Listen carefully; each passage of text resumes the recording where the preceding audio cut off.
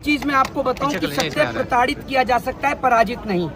इस बात का जीता जागता उदाहरण आप यहाँ दिल्ली के जंतर मंतर पर देख चुके हैं। सरकार ने हजारों नहीं लाखों कोशिश करी। सरकार ने यहाँ पर जैमर लगा के नेट बंद कर दिया, यहाँ पर कॉल नहीं लग पा रही थी, तमाम मेट्रो स्टेशंस बंद कर दिए ताकि लोग यहाँ पर ना पहुँच सके। यहाँ पर सिविल ड्रेस के गुंडे भेजे गए जिन्होंने बच्चों को मारने और पीटने का काम किया। सरकार ने जोमेटो स्विगी की जो सुविधाएं हैं वो यहाँ पर बंद कर दी ताकि बच्चे भूख से परेशान होकर प्रोटेस्ट छोड़कर चले जाएं। लेकिन बच्चे भूखे रहे, बिना नेट के रहे, लेकिन अपनी मांगों पर डटे रहे और अंत में जीत यहाँ पर सच्चाई की हुई। और आज यहाँ पर जितने भी तमाम नौजवान हैं, हम सभी लोग बहुत खुश है। भाई खुश है ना? और मैं आपको एक चीज बता दूं, धर्मेंद्र प्रधान क्या, अगर धर्मेंद्र प्रधान की जगह पर नरेंद्र मोदी का भी इस्तीफा हो की मांग हम लोग करते तो नरेंद्र मोदी भी इस्तीफा देते। ये बात आप लिख के ले लीजिए। हाँ जी बिल्कुल। अरे एक इस्तीफा कराने में इतना टाइम लग गया। एक्चुअल में क्या है, मेरी बात आप समझे नहीं। जो इस देश के अंदर लोगों की आंख पर जो पट्टियां बंधी हुई थी, इस आंदोलन के चलते आपने देखा होगा कि बहुत सारे लोग ऐसे थे जो भाजपा समर्थक थे, लेकिन उन लोगों की भी आंखें खुली। तो अब इस देश की जनता जाग चुकी है और अब देश को एक परिवर्तन की दिशा की ओर लेकर जा रही है। और हमें उम्मीद है, आशा है कि अब देश के अंदर कोई पेपर लीक नहीं होगा और इस देश के अंदर एक नेता का बेटा भी और एक आम किसान का बेटा भी दोनों समान शिक्षा ले पाएंगे, क्योंकि शिक्षा हमारा फंडामेंटल राइट है। मोहित कह रहे हैं धर्मेंद्र प्रधान की ये आंदोलन हुड़दंगियों और देश को बर्बाद करने वालों के हाथ में जा रहा था, इस वजह से हमने इस्तीफा दे दिया। मुझे तो एक बात समझ में नहीं आई, आप तो सोनम वांगचुक के लिए भी क्या क्या कह रहे थे, लेकिन आप ही के नेता उनका फास्ट खुलवाने भी पहुंचे। तो आप तो अपनी बात पर अडिग नहीं है। और दूसरी बात ये कि जो आप हुड़दंगियों की बात करते हैं, आपकी पार्टी में रेपिस्ट से लेकर चोर से लेकर डकैत से लेकर अपराधी से लेकर भ्रष्टाचारी तक सारे भरे हुए हैं। और सबसे बड़ा उदाहरण देश के गृह मंत्री का है, वो देख लीजिए आप। तो क्या देश के गृह मंत्री का भी इस्तीफा मांगा जाएगा? गृह मंत्री का भी इस्तीफा मांगा जाएगा? अब इस्तीफा मांगने की जरूरत नहीं पड़ेगी, अब तो इस्तीफे ऑटोमेटिकली जनता लेती रहेगी। अभी 29 में चुनाव है, उससे पहले 26 में 27 में चुनाव है, यूपी का चुनाव है, उत्तराखंड का चुनाव है, पंजाब का चुनाव है। अब ये सब जगह से हारते रहेंगे, मशीन के दम पे भले ही जीत जाए, लेकिन वैसे नहीं जीत सकते अभी। तो राजनाथ सिंह जो कह रहे थे कि हमारे सरकार में इस्तीफे नहीं होते हैं, राजनाथ सिंह तो झूठ बोलने का काम करते हैं और क्या करते हैं। राजनाथ सिंह ने देश के 6 जवानों की शहादत छिपा दी, तो उनका काम तो झूठ बोलने का है, क्योंकि उनके बेटे ने कोई डिग्री थोड़ी ली, उनका बेटा विधायक बन के बैठ गया, गृह मंत्री का बेटा आईसीसी में बैठ गया। देश की गरीब जनता के बच्चे तो यहाँ पर हैं। कौन सा मेंबर ऑफ पार्लियामेंट का बच्चा यहाँ पर है, बता दीजिए आप मुझे। मनोज तिवारी कह रहे हैं कि प्रधानमंत्री संवेदनशील है, छात्रों का दर्द समझते हैं, इसलिए इस्तीफा लिया। मैं उनसे यही कहूँगा, ही हाथ दे ले रिंकिया के पास, इतना ही काफी है, समझ रहे हैं। मैं यही कहना चाहूंगा कि मनोज तिवारी सबसे पहले अपने आप को किसी अच्छे डॉक्टर को दिखाएं, इतना ही कहना चाहूंगा।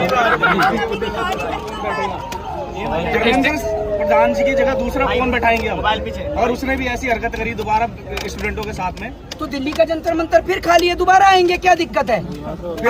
अभी खाली हो रहा है। हाँ? अभी खाली हो रहा है। अभी खाली हो रहा है, क्यों नहीं हो रहा? खाली सारी डिमांड्स पूरी हो गई। बच्चों को जो बच्चे जिन बच्चों ने सुसाइड किया था, उनकी फैमिली को जो कंपनसेशन की डिमांड्स थी वो भी पूरी हो गई ऑलमोस्ट। और उसके बाद में धर्मेंद्र प्रधान ने भी अपना इस्तीफा दे दिया। तो यहाँ तो नारा लग रहा था धर्मेंद्र झांकी है, गडकरी बाकी है। देखिए एक चीज मैं आपको बता दूं, मेरी बात सुन लीजिए।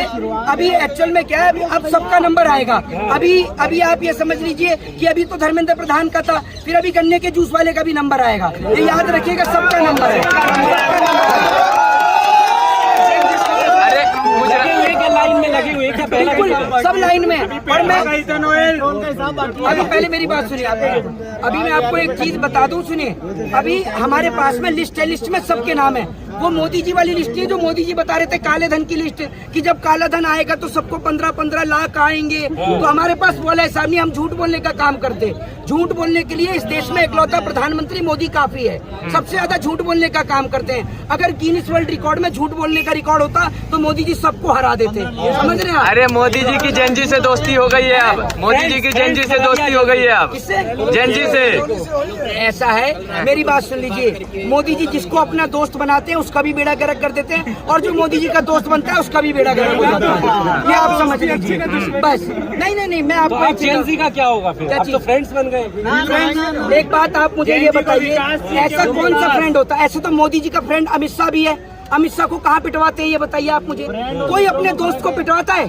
कोई अपने दोस्त को भूखा रखवाता है? आप मुझे ये बताइए। और दूसरी बात ये इस देश का पढ़ा लिखा नौजवान है, जिनकी डिग्री का आता पता नहीं, वो पढ़े लिखे जो हैं उनके साथ दोस्ती नहीं करते, ये मैं आपको बता दूं। तो आपकी हमारी दोस्ती का कोई हिसाब नहीं। मोदी जी इतना झूठ बोलते हैं, कहते हैं मैं बचपन में मगरमच्छ पकड़ के लिए आया।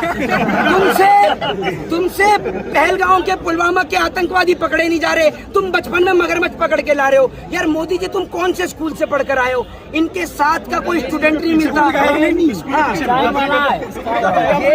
ये स्कूल के पीछे पड़े हैं, समझ रहे? अरे मोहित, जो आपकी लिस्ट है क्या उस लिस्ट में अमित शाह का नाम शामिल है? क्या कह रहे हैं कि बहुत ही मजबूत गृह मंत्री है? क्या चीज?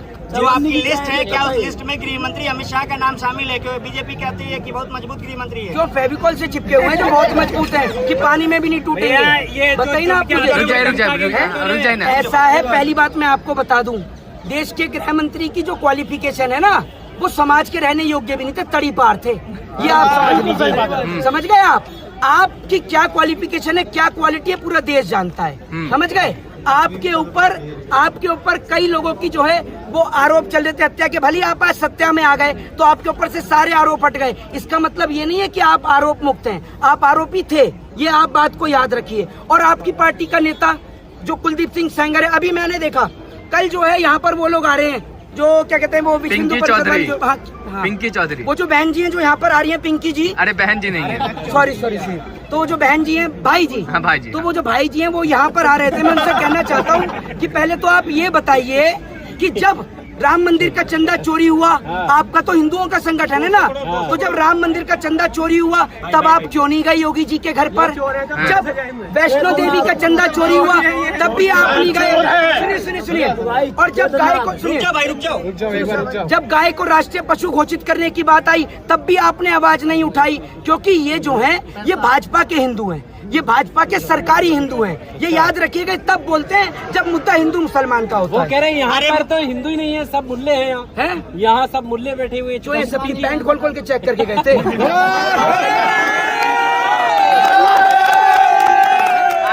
मैं ऐसी भाषा का सुन लीजिए, ऐसी भाषा का यूज नहीं करना चाहिए, लेकिन अगर आप ऐसी बात कहेंगे तो क्या जवाब देंगे? 56 इंच वाले सीना का क्या हुआ?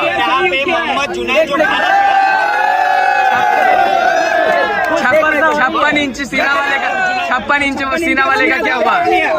56 इंच सीना का क्या हुआ? क्या कह रहे हैं आप? 56 इंच वाले सीना का क्या हुआ? 56 इंची का सीना। हाँ। आपके पिताजी टेलर थे जो नाप के आए मोदी का 56? ये मोदी जी की बनियान आपके पिताजी सिलते हैं, आपको कैसे पता 56 इंची का सीना है? अरे वो खुद कहते हैं ना, वो खुद कहते हैं। और अपने मुंह से तो उन्होंने 15 लाख की भी गई, तो आप ही दे दो, 5-5 लाख ही दे दो, बाकी के 10 लाख आप रख लो, 2 करोड़ रोजगार दे दो। मोदी जी की सारी बात झूठ है। मोदी जी का दूसरा नाम है झूठे रसलाल, ये आप समझ लीजिए। मोदी का इस्तीफा मांगिएगा। जुनैद जो यहाँ खाना खिला रहे थे, उनके घर पे पुलिस पहुँचती है, उनके घर वालों को परेशान करती है, उठा कर ले जाती है, अब क्या होगा उनका? देखिए एक चीज मैं आपको बता दूं, भले ये आंदोलन खत्म हो जाए, लेकिन अगर हमारे भाई के किसी भी भाई के ऊपर कोई आंच आएगी तो हम लगातार उसके लिए आवाज उठाएंगे। ये बात आप याद रखिएगा, क्योंकि उस व्यक्ति ने डे फर्स्ट से डे लास्ट तक सभी बच्चों का पेट भरने का काम किया है, और हम सब भी उनका साथ देंगे या नहीं? और एक ही बात कहना चाहूंगा अंत में कि सरफरोशी की तमन्ना देखना है जोर कितना ये याद रखिएगा।